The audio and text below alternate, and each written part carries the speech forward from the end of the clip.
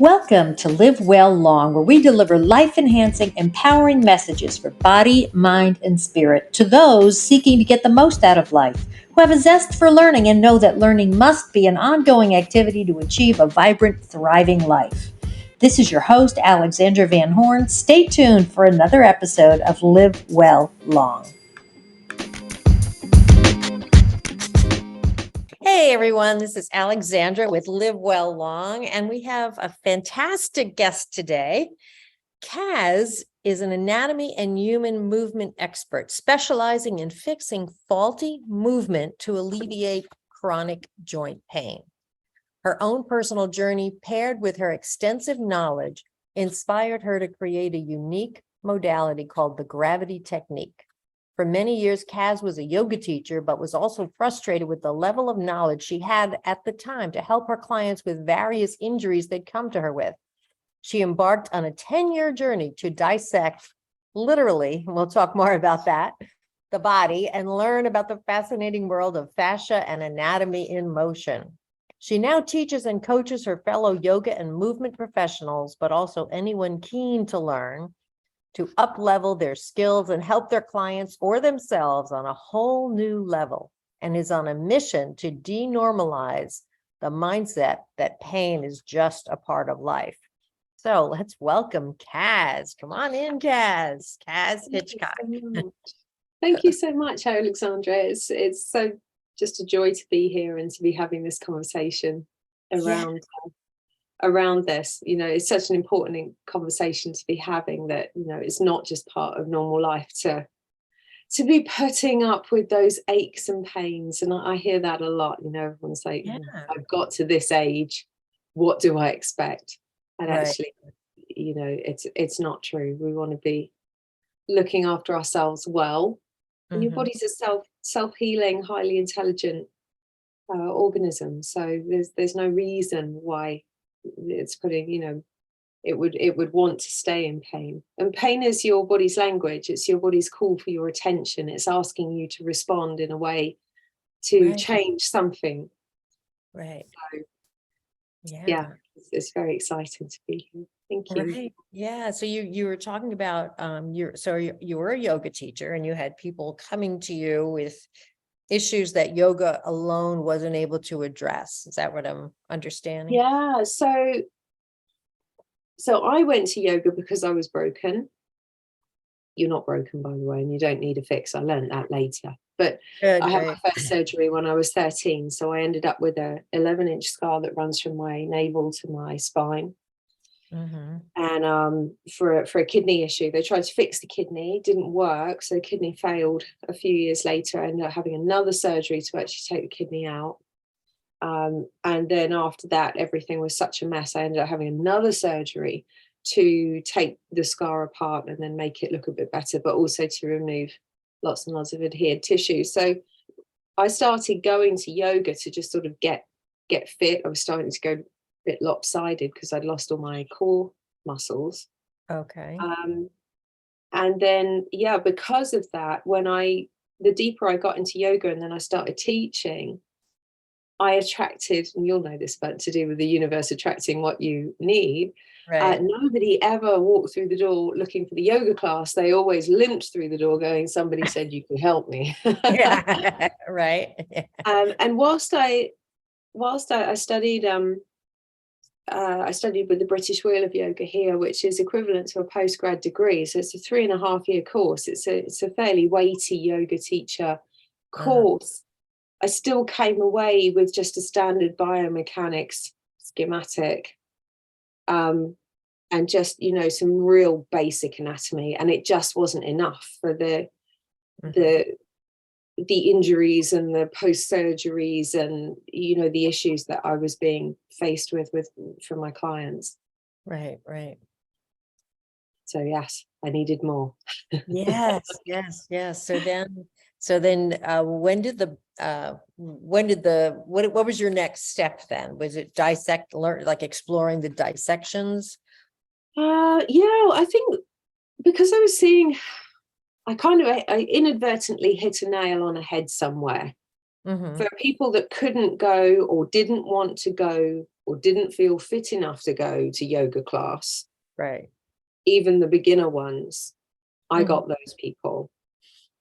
And it was always people that were presenting in pain and presenting with chronic joint issues, knee problems, hip problems, back problems.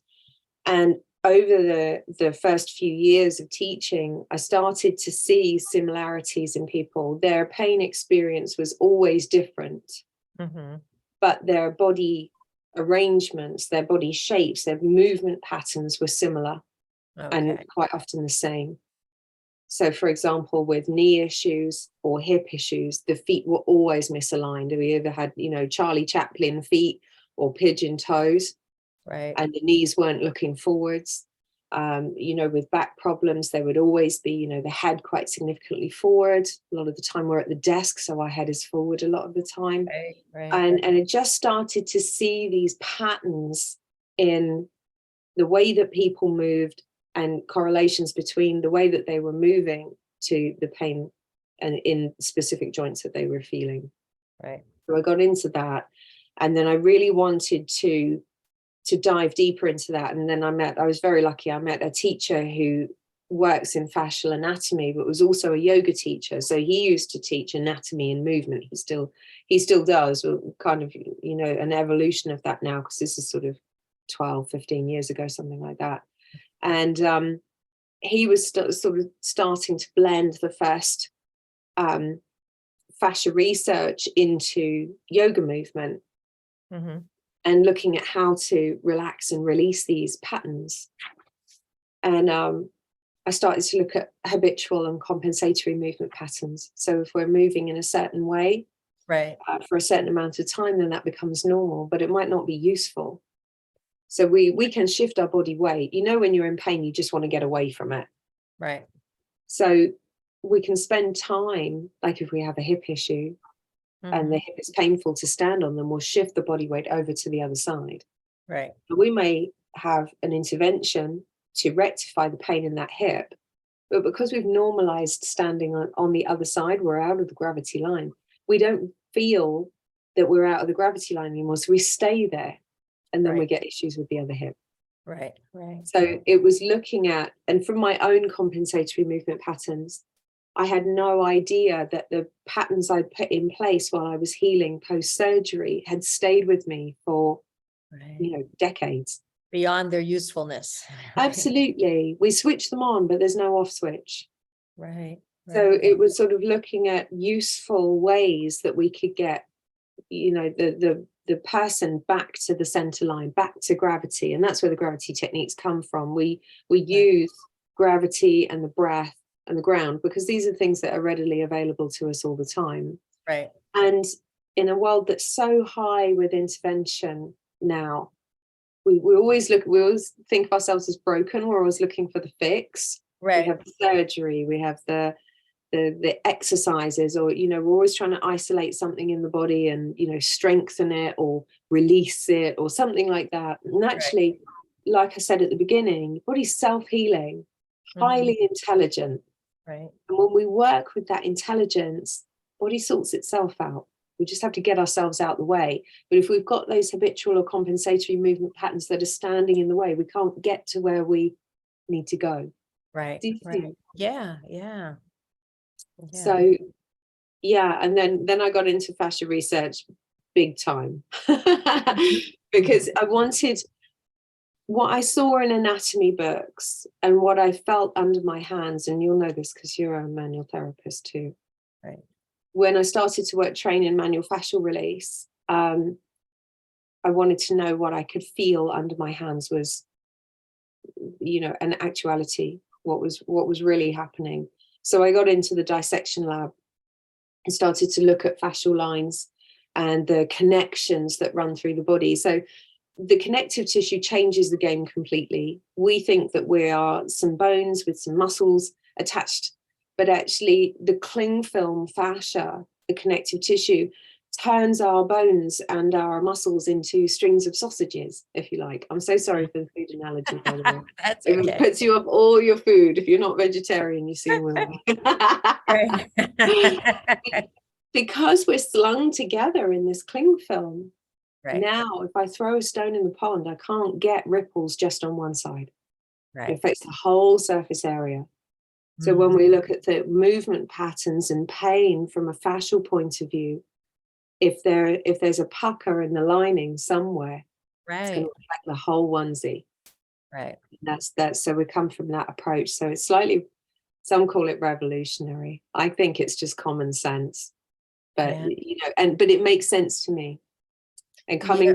coming from a place of severe scarring, Mhm. so you would say that I've got quite a significant pucker in the lining. Right. It's Right. how do we work with that? How do we work with that more intelligently? Right. And you can't push and pull scar tissue around. It does Right. not respond well. It Right. just tears or it gets distressed. Right. And in my case, I've got adhesions that are wrapped around most of the organs in my right side now. Mm. I've Right. chosen not to go down the route of quite radical surgery. I didn't want to do that. Right. Right. So keeping everything free Mhm. through this movement repatterning, allowing the fascia to heal itself, some manual intervention. We bring all those lovely bits of the modalities that we love the most, manual fascial release, massage, scar work, qigong, tai chi, yoga, Right. Pilates, all of that stuff. We Right. bring it all together and we take the stuff that's the most useful. Wonderful. Yeah. Years ago, I would always carry my stress in my right side. And I would notice it literally felt like my shirt, like I had a shirt that was literally being bunched up and pulled, like somebody was grabbing my shirt and twisting it, like right in my hip region, in my right hip. And I would go for massage and myofascial release and all that. So I'm very happy to have this conversation with you. Absolutely. But I think also with the new stuff that's coming through with the neuroscience, Mhm. so important, now the body keeps the score. When Mhm. the body says no, Gabor Mate, we're really starting to have these conversations around why. Yeah. Why does the brain choose the hip for the bunching? Mhm. Why does it choose that place rather than, we know that the hips are now the emotional storehouse, the emotional junkyard. Yeah. All our close-knit stuff, bereavements, divorces, the family stuff gets stored Grief. down in the hips. Whereas when it's in our language, carrying the weight of the world on our shoulders, Right. that stress, work stress, that sort of stuff, then that flashes up in head, neck, shoulders. So we Right. start when and we're right at the very, very tip of this work at the moment. It's just started to be acknowledged and explored properly, because before, medical science is always just, brain is here, body's over here, Right. A very whatever the two will Newtonian, very Newtonian approach, like, the very 3D, not very yeah, quantum. We're more absolutely. quantum now. Yeah. Realizing it. Yeah. Yeah. I never, I flunked physics at school. To be actually, my teacher would be so proud that I lecture on quantum physics now. I love it. I love it. It is exactly that. Your body's not linear in any way, shape, or form. That's why the biomechanics schematic doesn't fit. This whole levers and pulleys. And in 10 years of dissecting bodies, I've never seen anything linear in my whole life. It's just not. Everything is in spirals Right. and everything is on the shift all the time. It's always shifting, it's always changing, and it's always in this sporadic movement with this lengthening and stretching, recoiling all the time. Right. It's coming Right. in, it's waving out all the time. I've had experiences when maybe I was having like energy work or massage, whatever, like on my shoulder, and then I'd feel my left leg release in some way. So it's like, so intuitively we'd say, oh, that's not connected, but obviously it is. Absolutely, absolutely. And if you look at Tom Myers's pioneering work, Anatomy Trains, Mhm. he was the first one to really sort of give us a visual Right. representation of how the body was connected from your feet all the way up to your head, and Right. really changed the game. Because as you say, you can be working up on the shoulder. I've never seen anybody with a shoulder issue that wasn't coming out of their opposite ankle. Mhm. It's always how the foot's presenting to the ground, and then the shoulder responds appropriately.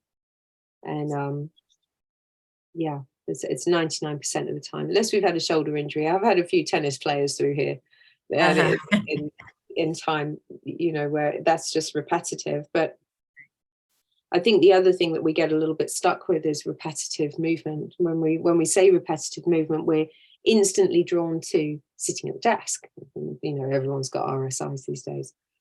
And actually, repetitive movement is anything that is a laid down learned behavior. So it's going up and down stairs, driving the car, going to Pilates. If you've been to any kind of exercise class for longer than 6 months, as a learned behavior. Right. So, you know, picking up your kettle, all of these things that we do, cleaning the teeth. I always love to challenge people to clean the teeth with the other hand. Yeah. Do this with no clothes on if you've got an electric toothbrush and you're going to the opposite hand, because it's a messy business in the beginning. And the brain doesn't know what to do, and we're firing connections all over the place. But it's just that challenging ourselves to move. You know, we always put the coat on with the same arm. Right. Yeah. You try and put your coat on, or try and put your trousers on with the different, you know, with the other leg that you wouldn't usually use. And you have to be a little bit careful with yourself, because, you know, the brain, what are we doing? The body's, you know, wobbly, everything's all over the place. But even it's holding just, our keys to get in the house or something, it's always the same hand, right? Holding groceries a certain way. Yeah. Yeah. Handbag on the same shoulder. I love doing that. In my early workshops, we used to get everybody to put their handbag on the other shoulder. And by the time they reached their car, the handbag had magically migrated across. And the really interesting thing was, nobody could tell me when the handbag had moved.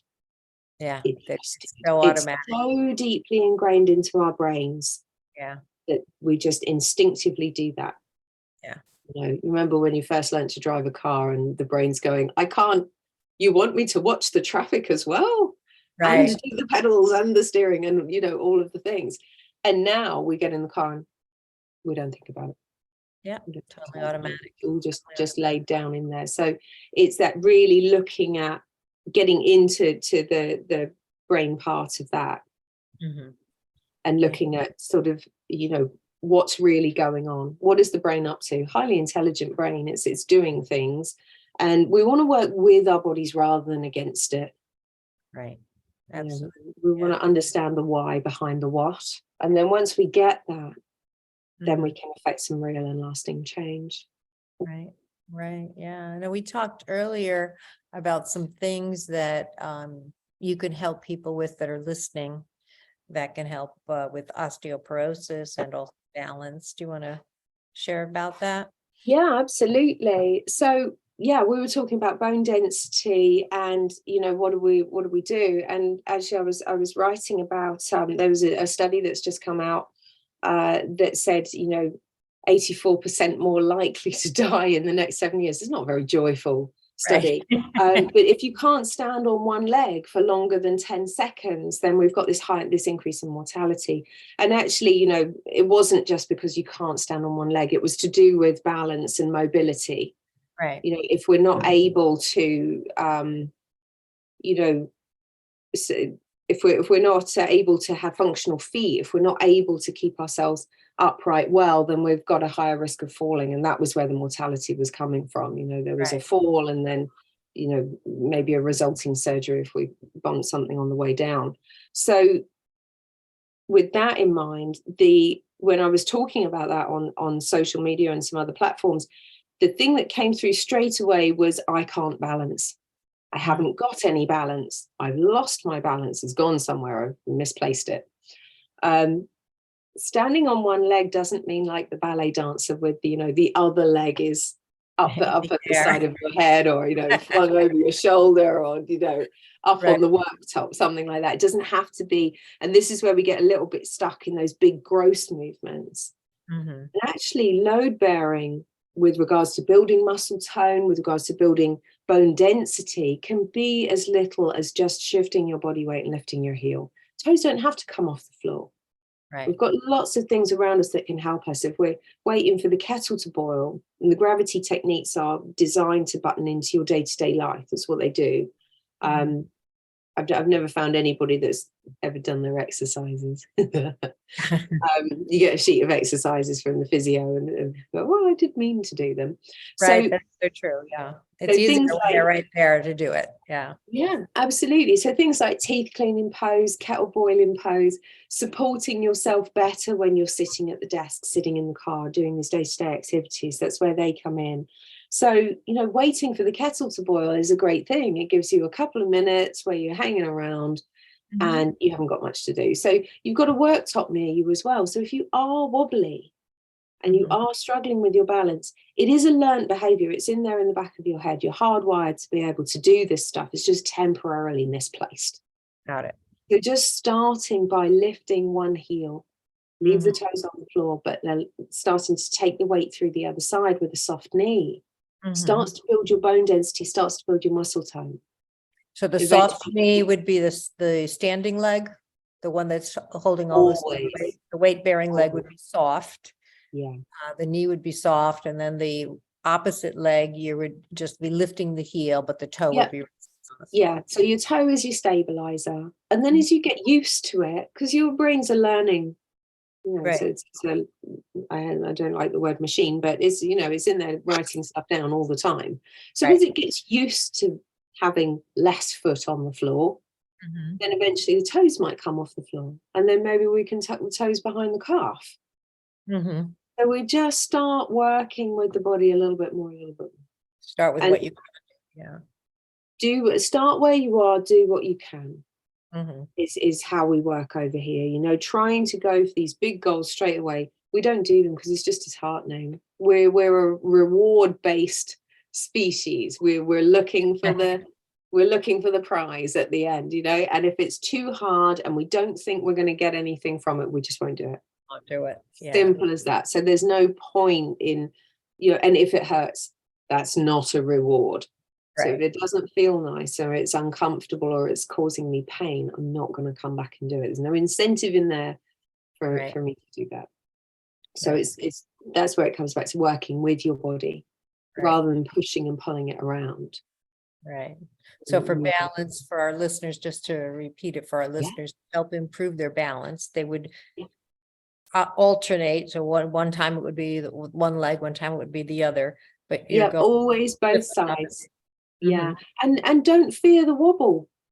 I did a reel on this a while back, and don't fear the wobble. I like that. Don't fear the wobble. You know, when you're building muscles and we've got muscle that they're not sure what to do, they wobble around, they contract and release and contract and release. And that's where, you know, we feel that the foot is a bit wobbly, or the muscles in the leg feel a bit wobbly, the knee's not sure what to do, particularly if we lock the knees out a lot of the time. We use that as a habit. When we take the knees away, it's like taking our comfort blanket away. So now the brain says, well, if I'm not locking through the knees, if I'm not propping through here, what am I propping through? How am I going to find this balance? Always, how, you know, and then the muscles have to respond. So don't worry about the wobble. You've got your worktop. When we go back to kettle boiling, you've got your worktop. So you've got the countertop. Yes. Yeah. Thank you. Yes, please interpret for me. So you've got your countertop to hold on to. Use it. You know, your home is full of walls. Stick your paws on them. I know your mum told you. This isn't about being bold and brave. You can hold on to the countertop and lift one heel at a time, just to strengthen the opposite leg. Yeah, absolutely. And you know, and the feet strengthen up. I'm just in the middle of writing an article for this at the moment, actually, that we take our bodies to the gym, but we don't take our feet to the gym. Right. And, you know, we want this strong, functional foundation for our bodies. But for most of us, we've got the shoes on and there's not a lot happening inside the shoe. You know, we walk like thunderbirds with these bricks for feet. And actually, we want this rolling, articulating, strong, dexterous feet, just like our hands, really. So when we're doing things like standing at the countertop, we're lifting our heels, we're letting the foot work, and we want the feet to work. We want them to be strong. Right. And this is you know, this builds up over time. We build muscle in about 6-week increments. So it's not just, you know, I lifted one heel, it didn't work, I go away. So you need to do it at least 6 weeks. Stick at it, stick your little posty note on the fridge, or stick something behind the kettle that says stand on one leg. Yeah, or when you're brushing your teeth, I would imagine that would be a good time to do it. Yeah, we have teeth cleaning pose. I came up with teeth cleaning pose. I was invited to come and work with some new mums, and they all had 6-week-old babies, and they all had pelvic floor dysfunction. And it was like, how do I connect with these women? Nobody here is rolling out a mat at 6 a.m. and doing some exercises. It's just not going to happen. And they all came in and they looked absolutely fried. So it's like, we need to make it something that's really super simple. No brain power required. And when do these women stay still? When can I catch them? And the logical explanation for that was 2 minutes every morning, 2 minutes every evening when they clean their teeth. Right. That's what we did. So we got them doing this particular feet arrangement. Again, we looked at locking out the knees. Who's locking out their knees? Most people are. So how do we get the knees soft? How do we get ourselves back into our feet? How do we get the feet functioning well? And it was hugely successful. And that was, back then, that was the first, what is now gravity technique. It's the foundational one. And what I found was that people actually did what I asked them to do when we buttoned it into their day-to-day schedule. Day-to-day activities, things that they did every day, and we just added little bits in. And that was hugely successful. So when there's all sorts you can get up to when you're cleaning your teeth. And the great thing about it is that the brain is distracted because it's cleaning your teeth. Right, so it won't try to counteract. Yeah, so rather than going, oh, I'm bored, and is the kettle boiled yet? My leg hurts, my muscles are working, I haven't done this before, is this good for me? All this brain chatter. Am I doing it right? That's one I hear all the time. Am I doing it? You can't, you're standing on one leg, you can't get it wrong. Right. Yeah. So that, that mind chatter is the frontal cortex, a bit like a toddler, isn't it? You want to distract it. So, and then it's, now we're cleaning teeth. So it goes off and does that task instead and leaves us alone to do the the other work. Yeah. And now I when I was looking through your website, I noticed you have a podcast about was it barefoot, regarding to go barefoot or not barefoot. I think it's about wearing heels or not heels, or do you want to share anything about that? Yeah, absolutely. So the podcast began as a space where I get asked questions a lot. I get a lot of questions in my DMs. I get a lot of questions on my emails, particularly when I'm talking about something and someone will come in and go, do you mean it like this? And also I really like my podcast for being a bit of a soapbox. It's a bit of a ranty place where I love to sort of take down some myths that we're being sold. The next one actually is just coming out. I got sent an advert for a company that shall remain nameless.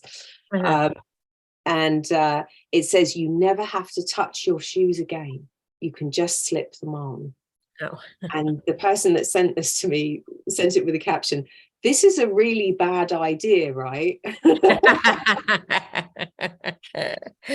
Are they needed as an aid? Absolutely. It's when we turn our aids into necessities that we start to have a real problem. We don't all want slip-on shoes. It would be bad. We want to always be able to bend down and tie our laces. But is there a time, or are there times throughout our life when we can't get down there? Absolutely. Late stages of pregnancy is right, for sure. Just one of many times when we may not be able to get down to our feet. But as a general overarching rule, do we always want to be able to do that? Yeah, of course we do. And the barefoot question is one that I get asked a lot. So onto the podcast I go, and they're just little 20-minute snippets of me just talking, giving my opinion on, or my thoughts on that. And again, it's coming back to working with your body rather than against it, and being intelligent with regards to barefoot running. And I'm going to go to Shane Benzie for that, he's the man. He's over on LinkedIn and on many different platforms, but he's the running guy. He learned to run in the Masai Mara. Okay. And so what he doesn't know about it isn't worth knowing about. But he started this, everybody now wants to run naturally. Right. And what we missed was, the part where Shane is training for this running. And it's the same for us. If we're just sticking on a pair of barefoot running shoes, which give us no padding, Right. and we're running on concrete, Right. and maybe we're doing the couch to 5K, which I don't know about you guys, but it's a big thing over here in the UK. Oh, yeah. So yeah, so pandemic comes, everybody's bored, and it's couch to 5K. Everybody suddenly looks down and they're not at the desk anymore. They look down, they're like, oh, I got unfit while I wasn't looking. I know. Yeah. And unfit is a nice term. And it was just this whole idea where, we just stick a pair of, you call them sneakers, don't you? Stick a pair of sneakers on and you just go for a run, having not run for the last 10 years. Mm. So I saw a lot of running injuries. And somebody said, what do you think of the barefoot shoes? And if you're running in the woods and you're running on soft terrain, real ground, we'll call it, the earth, then yeah, wear your barefoot shoes and you train yourself in 5 minutes till that's comfortable, 7 minutes. And it really is that small when you start. 5 minutes, 7 minutes, 10 minutes, 15 minutes. You build up over time. But also, we're a soft organism. I know we don't like to admit it, but we're very soft. Mm-hmm. We're not designed to run barefoot on something that we created, which is asphalt, concrete, tarmac, that sort of stuff. We need the padding. So this is where you do want to head down to your store and get, those lovely running shoes with the big squishy sole. Because you've got to give yourself something to protect your heel strike, to protect your knees, protect your hips. Right. So again, it's being intelligent. Where are you running? What are you running on? How long have you been running? Who taught you to run? Right. Because you wouldn't go to the gym without a PT, but people do go running without a running instructor. And running again, because we are not taught to run by our family as we would have done when we were in our tribes and our communities and those old structures. Right. Men particularly would have been, the young boys would have been taught to run by the young men and the young men by the elder men. And there would have been a hierarchy to that. We would have had a training. Right. Whereas now, from my own age, I get to 43, I decide that I've never been for a run. Everyone else is running. It's, it's quite fashionable. Stick some sneakers on, off I go. This is bad. Or ouch. So, yeah. So it's a training like any other training. You wouldn't go to yoga without a yoga teacher. You wouldn't go running without a running teacher. So it's having these structures in place that help us to look at, we need that rear view mirror. If we're running with a foot that's flapping out to the side on one side for whatever reason, if we're running with knees that are not aligned, that sort of thing. Right.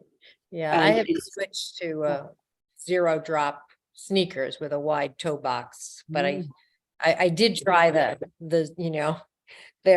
something with like almost no sole, and that was not fun. That was not fun. Yeah, and again, that comes back to appropriate walking, and this is what we teach a lot here at the Gravity Technique with, probably 90%, 95% of the hip and knee issues that we have are coming from a faulty walking gait. So when we're talking about, those faulty movement patterns, we look a lot at the head being faulty. Okay, I'm sorry. I was thinking I wasn't understanding the word. You said faulty. I was thinking you said 40. I'm like, oh, is there some kind of gait that's okay. No. Faulty movement patterns. So, when our head is forward out of the gravity line, that impacts very heavily on the rest of the body. But the same as if we're, that was another podcast episode, actually. Somebody said, I'm doing, was it hashtag 10K a day? And it was like, well, that's very nice, walking 10,000 steps a day. But if you're walking on flat feet, you're going to end up with a knee issue. And you're going to wear your hips out. and then your low spine's going to hurt, or the other way around, depending on which way, which one starts to hurt first. So it was looking at, have we got functional feet? Are they working appropriately? Are they supporting the rest of the body appropriately? And if not, then they're going to negatively impact the other joints further up. Right. So again, we think for our health, we want to go walking 10K a day. And absolutely we do. We do want to do some walking. It's really healthy for us. But we have to look at what our feet are up to as well. Right. And, working intelligently with our body. If we've just had bunion surgery or, knee surgery or whatever that is, we've got to follow the why. Why has that happened? Why has the body done what it's done? Now we've had something corrected. And that gives us the window of opportunity then to then get in and put the work in. Right. And I definitely fell into that category. I had bunion surgery at a young age. I was 22. I think 22, yeah, when I had bunion surgery. Yeah, and they were painful. I mean, that's why I had it, so obviously there was something further up the line that was out of whack, whether I guess the knees or hips. So yeah, bunions tend to be a disproportionate weight distribution, so the body weight is too far forwards into the big toes. So your body has two mechanisms within it. One is to build bone. The other one is to break down bone. It also does that with tissue. So your body responds to force and pressure. Right. We're borne down by gravity, and your body will respond appropriately. The prime directive you have in the back of your head is don't fall over. Because if you fall over, you're going to get eaten by the saber-toothed tiger. And we don't want that. So that hardwiring means that if we are out of the gravity line and we've got more force down through a certain body part, this is where we get, calcification spurs on the spinous processes on the back. Sometimes we have spines that are too long. Okay. Then, but the most common one that we see is bunions. So if the body weight is forwards into the big toes, the body responds to that force and pressure by building more bone at the big toe joint. And then it's painful, but it gives you a bigger surface area to lean into. Does that make sense? Yeah, absolutely. Yeah. So, but the good news is you shift the body weight out of the big toe and back into an even weight distribution throughout the foot. And then the body will respond again and it will break those bunions down. It's not a fast process, about 3 to 5 year process. Interesting. Okay. So, but it does work, and we've tested that before on sort of minor cases of bunions because of the pain factor involved. Sometimes it's easier just to have the surgery and get you to a window where we can then affect the change. So it's choosing the way. Yeah, that's the first. I've never heard that, which is so people should hear that when the body is adjusted back when you can say it better when it's balanced and you say it better. I'll let you say it. When we're in the gravity line. Okay. When we're back into the gravity line and we've got that even weight distribution coming down through the body, down through the feet.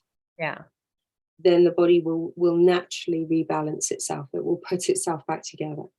So if it doesn't need something, it will break it down and make it go away. But if it does need something, like in the case of plantar fasciitis, which is, that's a big one at the moment. Everybody's got this, foot pain. Right. And a lot of that is to do with the fact that our tummy muscles aren't working as well as they could be because we're sat down so much more. Right. So that's kind of the root cause of that. But, as the arches drop on the feet, people call that flat feet, then the bowstring in the underside of the arch starts to pull away from the heel, and because there's no gaps in the body responds to force and pressure. It starts to fill the gap where the bowstring is pulling away from the heel with bone, and then we get the inflamed tendon and it feels like not very nice in the sole of your foot. But again, we shift the body weight into appropriate distribution throughout the whole sole of the foot, and the plantar fascia will sort itself out, and then the pain goes away. Beautiful. Sounds very flippant for those of us that have been in lots of pain, but I think and that's where the not allowing ourselves to be lulled into that normalization of pain. Right. Don't say like, Because it's not the body in gravity with that even weight distribution coming through it, and that return to our original programming for how we sit, stand, and walk. right. And we are naturally pain-free. Beautiful. And just to circle back, the technique that you shared for our listeners with balancing one foot or then the other and holding, lifting one heel up, that was also the technique for helping to build bone. Was that the osteoporosis suggestion that you were making, or was there something? Yeah, absolutely. So again, because we're quite sedentary, your body responds to force and pressure. So if there's not a lot of load coming through the legs, as in we're not walking that much, we're not running, we haven't got that significant heel strike, Right. then at the top of the thighs, the bones can get a little bit porous there as we age, and we are subject, particularly as women, we're subject to that natural aging process, but also that very large shift in hormones around sort of 50, 55. Right. So, and there's a natural slowing down. So what we want to do is actually, as we get older, we want to do more load bearing. We want to do more strength training. We want to do more, walking and standing on one foot, on one leg. We want to do like a little bit more yoga and Pilates, where we're loading the bones a little bit more, because your body responds to force and pressure and will build more dense in the bones. Perfect. And what happens in the case of osteoporosis is that, that calcium that's been appropriated for those bones is just being appropriated somewhere else. So a lot of the time, this is where we start, straying a little bit out of my field, but into the areas of nutrition, is that when we're in deficiency. So if we're deficient in our calcium and our magnesium and our phosphates that are in a homeostasis of their own together, but if we're deficient in calcium, then your body will appropriate it to the place where it's needed the most. And if it's needed in the organs more, if it's needed up around the heart more, if it's needed for other processes more, then the bones get down last on the list. So it's coming back to, the brain functions, and how, when we know the brain hierarchy, that it's, the order that it's putting things in, then we can intervene. And then we have a look at, bloods and where the levels are at. And then you have to play detective. We kind of go back in and find out what's going on with that. In my own case, because I haven't got my right kidney anymore, and haven't had from an early age, my vitamin D has always been very, very low. And in 2016, it actually caused a big issue, and I wasn't very well at all. And when we got into that, I looked ill and had all these symptoms with heart palpitations, breathlessness, there's all these kind of very physical symptoms. And then, to find out that it was vitamin D was a bit of a shock. It's relief, I guess, in certain ways, because that's, at least it seems like it's yes. Right? You're thinking you're having a heart attack, and actually the doctor turns around and says you're vitamin D, and you go, oh, is that it? Yeah, exactly. Thank goodness, I can do something about that. Right. And and that little bit of education changes the game, doesn't it? When we know these things, it wasn't. But again, coming back to that side, we talk about the standard biomechanics schematic. No one ever told me that my right kidney also was responsible for absorption and appropriation of vitamin D, magnesium, and calcium. Right. And when you shared that, I have known that it wasn't just a filter in my body, I would have responded appropriately. But we're not told these things. And of course, coming back to the case of osteoporosis and that bone density, we know that our kidney function naturally lowers as we get older.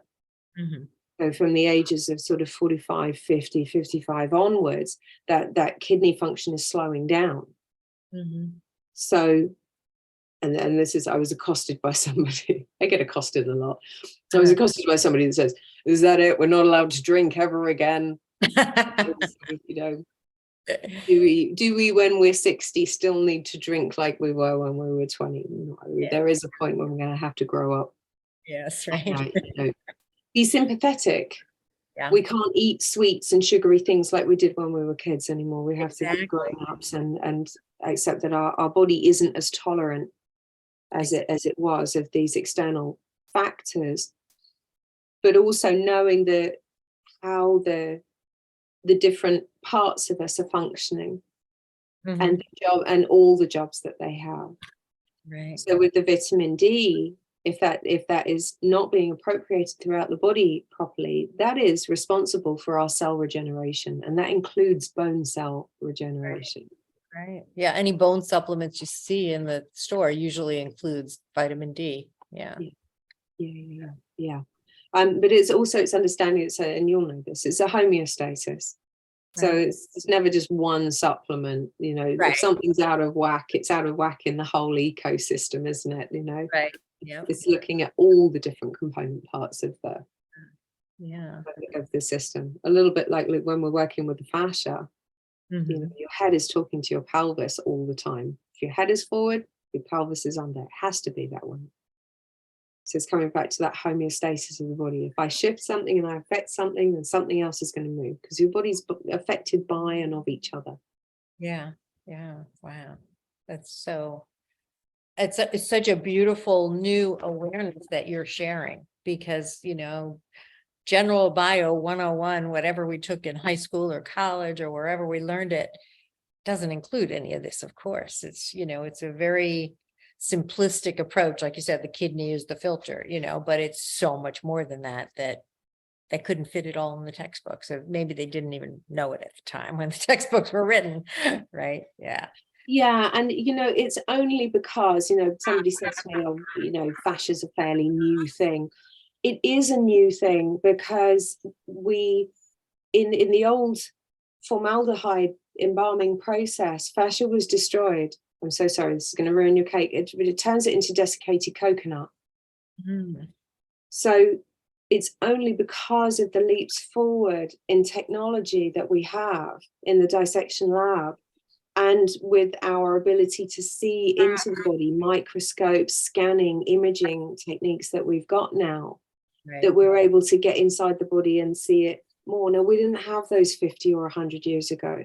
And so whilst fascia isn't new, in inverted commas, I mean, if you go to yoga class or Tai Chi class, you know, they're all fascial moves, because you know, the old practices knew this stuff and they knew it by felt sense.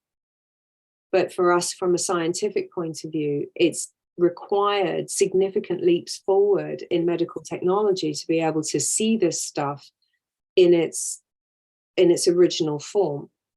You know, as close to living tissue as we can get it. And actually, fascia in its living form is akin to kind of egg whites. Right.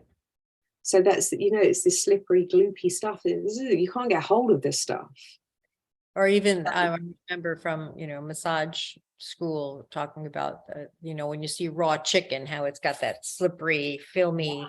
Yeah, that's. Yeah, we're totally going to ruin your dinner. Yes. But it has a property. I remember that thixotropic, which I'm sure you know all this, a thixotropic property that once we start massaging it, it becomes more liquidy, and then it goes back to a thickened state. Yeah, it's very. Yeah, I always liken that to the coconut oil. So, you know, you've got your jar of coconut oil. If it's in the cupboard and it's cool and it's immobile, it turns to a solid state. Right. And if we take a scoop of that coconut oil, we put it between the palms and we make some nice sporadic movements and we introduce some warmth into it, it returns to its natural oily viscose state. Right. And the synovial fluid between the fascia is exactly the same. So that crackly, crunchy thing that you feel when you roll your shoulders is exactly that. It's just that the fluid in between the fascial interfaces that is starting to free up and move. And this is why movement is so important. We must move, because when we're cool and we're immobile, particularly up in the shoulders, things get stiff, things get sticky, and things get stuck. And then we start to lose our range of movement. Right. So for people that are Self-perpetuating listening, cycle. I'm sorry, go ahead. It's a self-perpetuating cycle, because if we lose our range of movement a little bit and then it doesn't feel nice to move it, We won't then move it. we hold it still. Yeah. And then we lose a little bit more range of movement, and then it doesn't feel nice to move it, and then we lose a little bit more, and we get stuck in a cycle where we start to limit our range. And we see this in elderly people where Sure. we've drawn in the parameters or the boundaries for movement, and we've brought them in to the point where they're just, we think about that real elderly person with the walker frame and the shuffly feet, and they're Right. very unsteady, very unstable. And this is where the range of movement that we're allowing ourselves has been drawn in to such an extent that we're now down to virtually nothing. Right. Yeah. So for our listeners, if they're thinking to themselves, well, it's uncomfortable when I walk, maybe it's because they haven't walked long enough for the fascia to loosen up. Yeah, and and there's tricks for that. Roll your foot on a tennis ball. Roll your foot on a tennis ball. That affects the fascia throughout the whole body, up into the hip, up into the side of the waist. So if you have got niggly hips or stiff knees, or it is hurting when you walk, or you've got pains in your feet, roll your feet on a tennis ball, and do both sides, as always. Right. Not just the hurty one. Yes. Good point. Yeah, rolling feet on a tennis ball is one of the fastest ways to get yourself out of, to get the fascia sliding and gliding, and to clear down those glitchy bits. Yeah. Awesome. Wow. This has been awesome. This has been wonderful. So where would you like folks to go to connect with you? What's the best way for them to connect? And you have something that you wanted to offer them? Yes, absolutely. So www.gravitytechnique.com/links. There's a free little postural, I think it's the posture one that's up at the moment, but it's a better, it helps you to improve your posture, get your head back in the gravity line. So there's a little masterclass on there that is free for you when you sign up. There's links on there to the podcast, to the YouTube channel, and all my other omnipresent social media stuff. gravitytechnique.com/links, LINKS. Beautiful. Yeah. Wow. Awesome. This has been great. I've learned so much from you. This is wonderful. And I'm sure our listeners are like thinking, wow, this is awesome.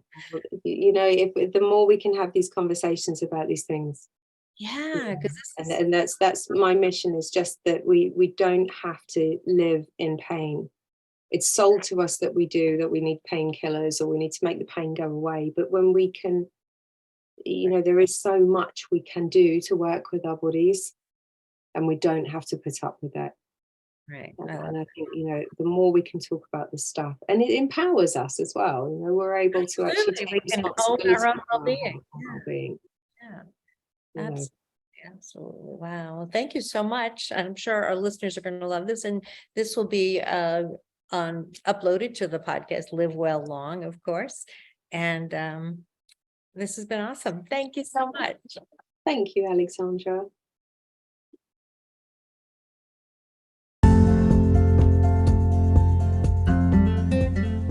Thank you for listening. This is Alexandra with Live Well Long. Be sure to hit subscribe so you don't miss any of our important episodes. We want to be sure that you get everything you can to do your best to live well long. Feel free to reach out to me at alex@avhcoaching.com. And remember to take good care of yourself so that you live well long. Talk with you soon. Bye.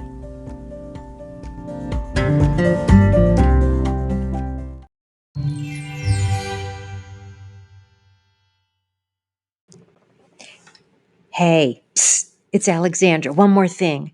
Would you please share this on Facebook, Twitter, send an email to your friends? Just hit the share link and pick a way to share it. I would love it. Thank you so much. Bye.